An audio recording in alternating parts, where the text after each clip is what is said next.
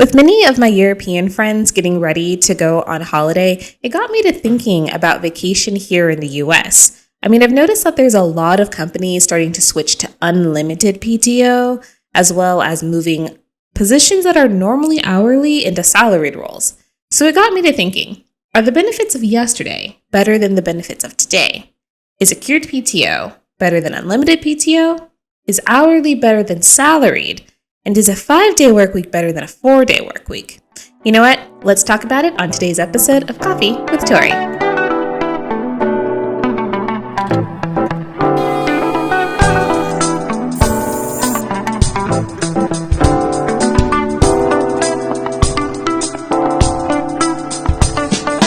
Good morning, and welcome to another episode of Coffee with Torie.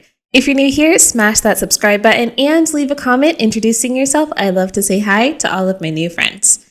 There's a lot of interesting things going on in the workplace right now with economy being all crazy and interest rates and inflation and so many other crazy things going on in the world that a lot of businesses are trying to figure out the best way to cut corners without making it look like they're cutting corners. Case in point, PTO. So for those of you guys who don't know, in the US, we refer to PTO as paid time off.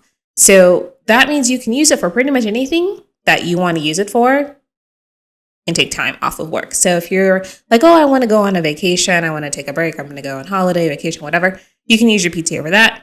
Some holidays are not paid holidays, and so some people choose to take their PTO for that. But basically, it's paid time off, your personal time to do whatever you want, and you'll still be compensated for that. Now, in many, many roles here in the US, at least in the past, PTO was accrued. So, for example, if you're in a salaried position, you get a set amount for the year. Maybe it's 2 weeks or 3 weeks, depending on the company. And then every so many years that you're with the company, you get extra. So there was this one company that I worked for, and salary managers would start out at 2 weeks of paid time off. They would just automatically get 2 weeks to use during the year. And then every 5 years, they would get an extra week up to 4 weeks off. And then it kind of capped out at basically a month off. So it's like accrued for salary positions. For hourly positions, hourly positions are a little bit different. It's based off of how many hours you're working. So there's like a percentage that you would get. So for example, for every 1 hour you work, you get 0.5 hours of PTO, for example. For every 1 hour you work, you get 30 minutes of PTO, and then you just kind of wait until you accumulate enough to go on vacation or to take a break or whatever. So PTO is great. We love it. We work super duper hard. Of course, we need time off to recharge and relax and get ready to go back to the place that gave us that PTO. But I've noticed that a lot of companies are starting to want to shift away from accrued PTO. And upon a little bit of investigative research, I started to figure out why that is. Unlimited PTO sounds really great on paper, right? It sounds amazing, where you're like, oh, I can take a break whenever I want. I don't have to think about it. Like, I don't have to worry if I have enough vacation time or not. It's unlimited. It sounds really, really good on paper. But the more I looked into it, the less appetizing it really looks. So the thing about accrued PTO is that, yes, you have to kind of wait until you have enough to take a break. Some companies let you borrow in the future. So let's say you don't have enough to take like a whole week off. For example, you only have enough to take like 3 days off. You can borrow those 4 extra hours or 4 extra days, if you will, and add it to the week that you're trying to take off. And then that just means that your balance for PTO is just going to be basically zero until you've recuperated the amount that you've borrowed, which is a little frustrating, especially if you like to take lots of vacations. However, if you decide to leave your place of employment after you have accrued your PTO and you haven't used it, usually you get that paid out when you leave. So that time that you would have had to take a vacation or to take time off or take whatever, you would get that compensation back upon like your second paycheck after you leave. The problem with unlimited PTO is there's no way to measure how much you would have gotten back, and so they just don't. So when you leave, even let's say you worked for like 5 years at this company and you've never taken a day off, ever. All of that PTO that you've accrued, if it was accrued PTO, then you would have definitely been able to get paid out for, if anything, at least that year's worth of PTO. But with unlimited, it's just gone. It has disappeared into the void. So I get what you're thinking, right? You're like, well, maybe then I'll just take full advantage of the unlimited PTO, right? I'm just going to take every day off I possibly can. Like mental health day, I'm going to take it off. Family vacation, I'm taking it off. My best friend's getting married, I'm taking it off. That sounds great. That sounds wonderful. And I wish that it worked that way. But unfortunately, when it comes to unlimited PTO, that doesn't work that way. You still need to get approval from your manager or leader or supervisor or whoever. And so even though it is unlimited, there is still a really good chance that they will say no. And it's not like you're going to lose it. And it's not like they are held legally liable to let you go, if that makes sense. I mean, of course, if it's something that's like a medical emergency, you have to, or else you can sue them. But they still can say no. So even though it's unlimited, that doesn't necessarily mean you can take like 3 months off at a time, because your manager still has to approve it. And if they don't approve it and you take that time off, then basically you've just decided to skip work for 3 months and you're not going to get paid and possibly get fired. So, I mean, I guess there's kind of like benefits to unlimited PTO. You know, there is the case of not worrying about if you don't have enough time saved up to go anywhere. Because I know that's a big thing. Like you have to kind of plan your life around how much time you have off, which is a little frustrating, especially if you're one who likes to go and do things and explore and see people and travel and all of that. Like it is very, very annoying when you don't have that time saved up and you want to do all those things. But similarly, it's just as annoying to have to constantly ask your manager to take a break, knowing full well that they are within their right to say no. And if they say no, then it doesn't get approved. And then you're just not working for like 3 months.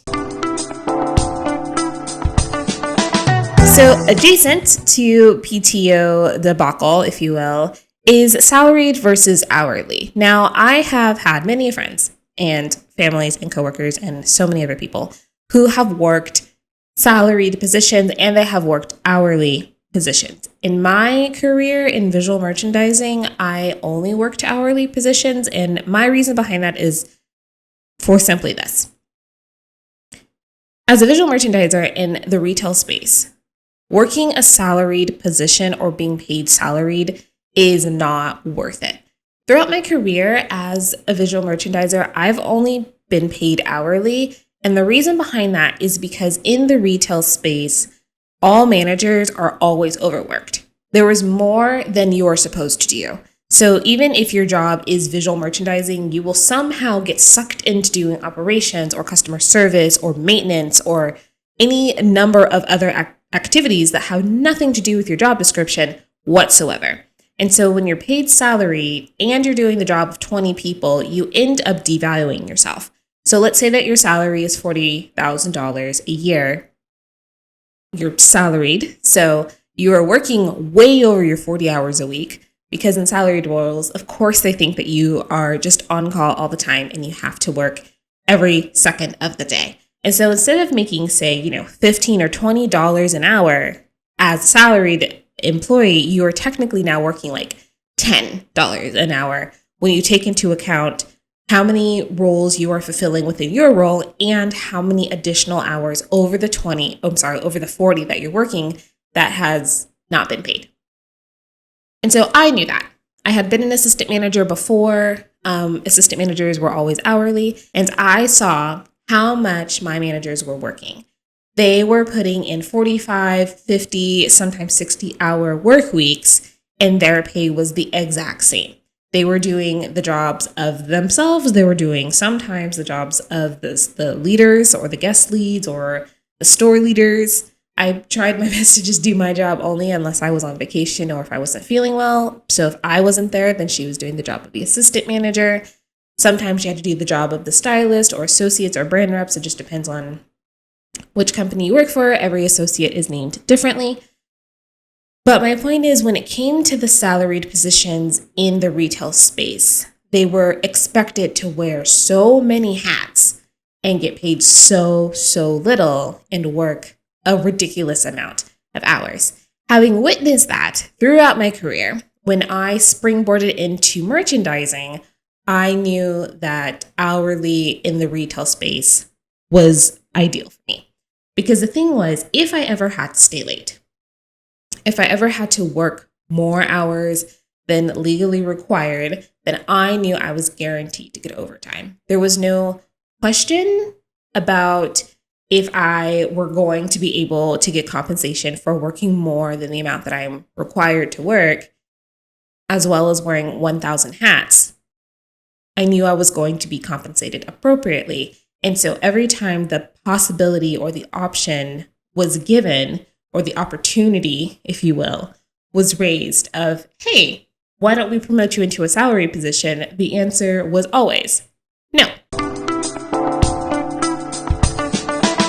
course, this mindset doesn't work for all positions.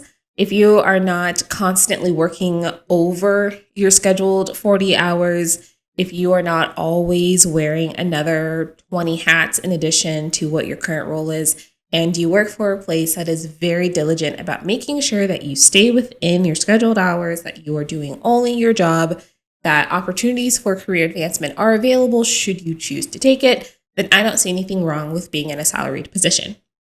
I have friends that have worked in salaried positions before. Some of them still do, and they love it. They love the fact that they know exactly how much they're getting paid every single paycheck. It does not change. They come to work at the time they're supposed to be there. They leave exactly on time when it's time to go, and they do not stay later. They do not do extra, and they are super happy. The places that they have worked have been very happy with their work as well. It's a very mutual beneficial thing. And so for those situations where if you are in a job that you are not expected to work over a certain amount, I don't see anything wrong with salaried. But you know what? Drop a comment below and let me know. Like, do you think salaried is better? Do you think hourly is better? Or is it a situation of it just kind of depends on where you work? Speaking of working, let's talk about these work weeks. So normally, at least here in the US, our work week is 5 days, Monday through Friday, usually, unless you work in either retail or fast food or hospitality, in which case, Lord knows what your schedule is. It could be Monday, Tuesday, Thursday, Friday, Saturday, Sunday, who knows? But in general, we have a 5-day work week here in the United States. And so there's been a lot of conversations recently about moving to a 4-day work week. Now, there was one company that I worked for as a merchandise coordinator, and I had heard conversations about California wanting to move to a 4-day work week. So I reached out to my manager because the company that we work for, or our boss, they have a lot of contacts and a lot of contracts in California. And so I had asked her about it. I was like, hey, I heard about this 4-day work week situation. Like, does that even apply to us? Like, does that apply to everybody? And she had responded with, well, the thing is we're in retail, so no, we do not get a 4-day work week. We only get a 5-day work week. It would be nice, but no. So, just thinking about that, my thought process is why not? The 4-day work week just seems like it would have the most benefit. It would be very beneficial for just the working class here in the US. We are already super burnt out. We are working, 2 or 3 jobs, trying to just kind of get everything paid for and survive. And so having an extra day off to just kind of relax and recharge to get ready to go back into the hustle would make a lot of sense. Really think about this. In a 5-day work week, you have Monday through Friday that you are working from, let's say, 8 to 5 or 9 to 6 or whatever. And then you come home. Assuming you commute, especially if you're in a big city where your commute could easily be an hour because of traffic. So you're sitting in traffic for like an hour. So you're not going to get home until 6 or 7, maybe even later, maybe even 8. So by the time you get home, you're exhausted. You're just like, I just need to go to sleep. I need to have dinner and go to bed. So you eat your dinner, maybe take a shower, unless you're a shower in the morning kind of person. Eat dinner, take a shower, get ready for bed, and you're out. You do this every day, Monday, Tuesday, Wednesday, Thursday, and Friday. Saturday comes along and you think, wow, okay, it's Saturday. I have all of this extra time now. I can do whatever. Well, everything you couldn't do during the week, you have to do on Saturday now, whether that's getting an oil change, maybe that's going to a dentist who happens to be open on Saturdays. I know they're few and far between, but they do exist. So you'll go get some errands done, maybe go grocery shopping, do the laundry, clean your home, all of these extra work activities, household work that you have to do on Saturday. And then that brings us to Sunday. And you're like, okay, now I can finally relax on Sunday. Maybe you can, but you have to be at work on Monday. So Sunday is usually meant to prepare for Monday. Maybe that's making your meals for the week or making sure that you have your clothes ready. Like you've done laundry yesterday, so it's making sure you've got the right clothes and your uniform or outfit or whatever you need for work.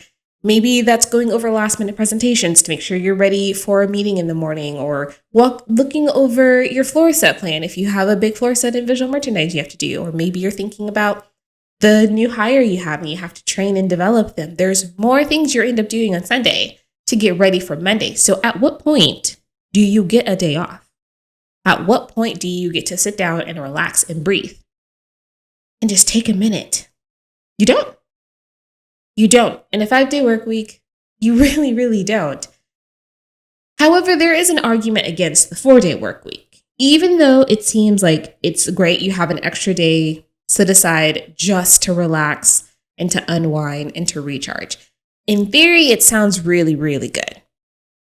However, the argument with the 4-day work week is the number of hours is going to decrease. Therefore, your weekly pay or your monthly pay or your biweekly pay, however you get paid, is also going to decrease. Because rather than working a 40-day or 40-hour work week, you are now only working 32 hours or 34 hours on how it's set up. So what do you do?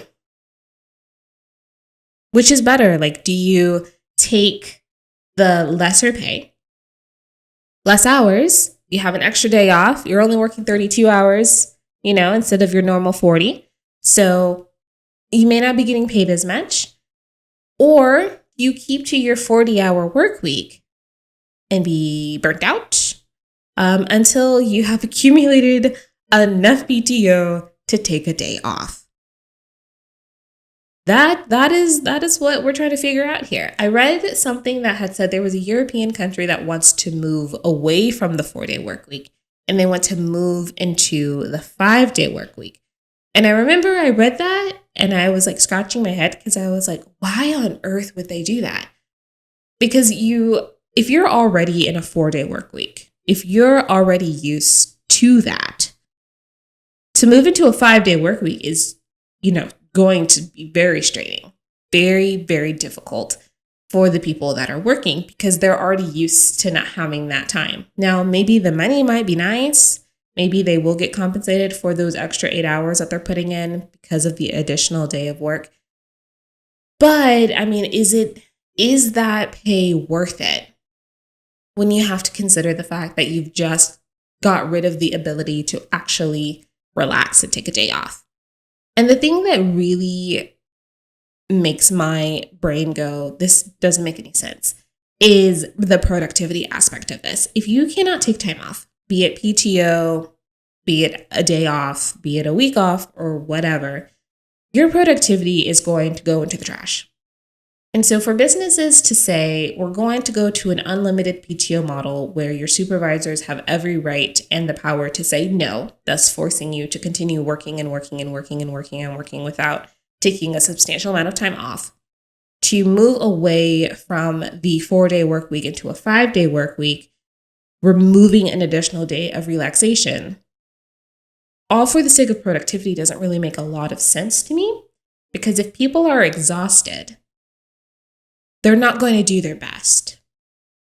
Like I remember there were times with this one company that I worked for, I only worked 4 days with them. They shifted some stuff around. So I ended up working 5, which was fine. They were just shorter days, but they were 5 days, but shorter days. There we go. But I remember when I worked the 4 days with them, there were days that were a little bit longer, which was fine. But I had an extra day to relax. And so I was almost always on my game when I was at work. Like I was almost always in a creative headspace. I usually knew exactly how to move things around, how to make the store flow, how to make sure the product was represented the best, because I had that extra day to just kind of sit and relax and just unwind and let my brain rest. However, when I switched jobs and I was working for this other company, not only was it a 5-day work week, but it was a 6 a.m. to 3 p.m. work week with like an hour-ish commute both ways. So by the time I got to Saturday, my brain was completely shot. I could not think at all. And it got to the point that towards the end of my time there, I was just so drained. Making any creative decision was almost impossible. Like I just simply could not. I would look at a wall or a table, or like I would look at a space in that store, and I just could not come up with a plan. I was so tired. My brain was so overworked, and all I needed was just an extra day to just relax and not think about anything. Because of course, it was a 5-day work week. So Saturday was dedicated to like the laundry and cleaning. And then Sunday was dedicated to getting ready for Monday and planning out that whole week. So I think really the ultimate question here is, why is it that businesses believe that limiting the amount of time off an employee has is going to benefit the company? That is the real question. Taking away accrued PTO and moving to unlimited takes away the ability to take time off whenever you really want to. With accrued PTO, you are almost guaranteed it. You just take off and have fun. With unlimited, like it has to be approved in order for you to get paid out. And so you've eliminated the ability to take basically time off when you need to and when you want to. You can't really plan it either. Moving from hourly to salary, you are basically forcing people to work more days, more hours with little compensation, because the more hours you work, your pay stays the same. Therefore, the value of it decreases, and thus causing even more burnout. And then, of course, there is the case of the 4-day work week versus the 5-day work week. I mean, within that, it's almost self-explanatory. When you are doing a 5-day work week, you don't have any extra time off to relax and recharge. So why is it that businesses and companies think that by overworking their employees, productivity is going to be at its highest? Truth be told, I don't know if a healthy work-life balance is really possible in the US. I think if you are self-employed, maybe.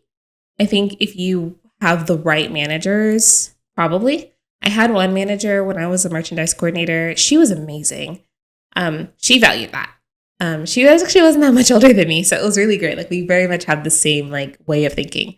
But she was all about that life. She was very much like, if you need time off, let me know. Like I will approve it. I will approve pretty much anything.